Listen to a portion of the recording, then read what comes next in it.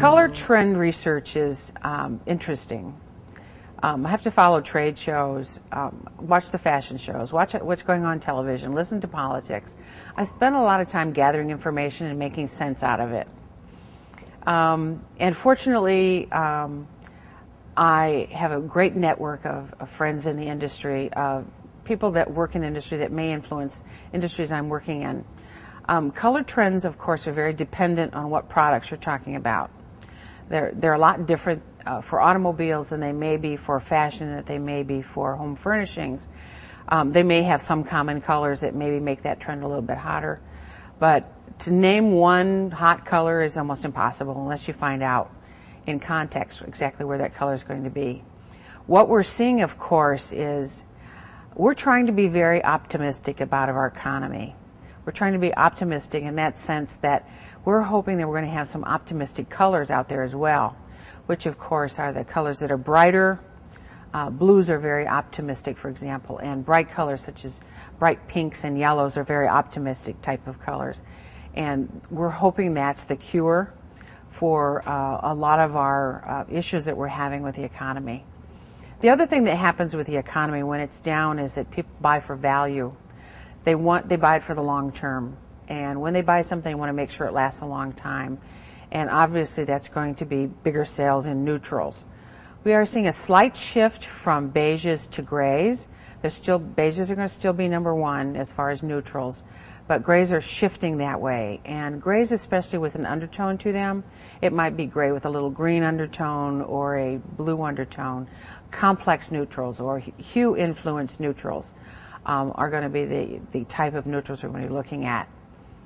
We're seeing purple emerging again. It's been on and off the screen several times. In general, we're not looking to colors that are generally muted or dusty. It seems to be they're more neutral and bright combinations than the middle dusties that we're seeing right now that are very popular.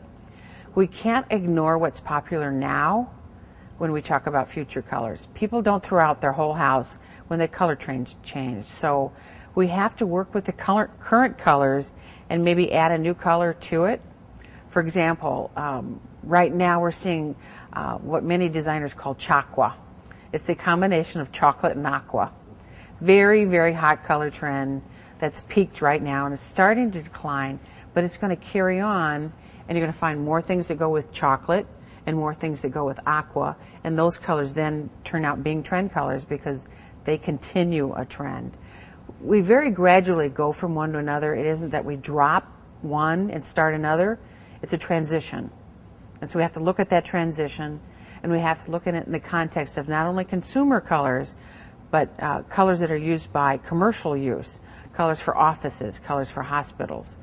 The big trend in those areas is more colors from the home are going into the office and into the healthcare units because people want to feel at home. And of course, home offices are very popular as well.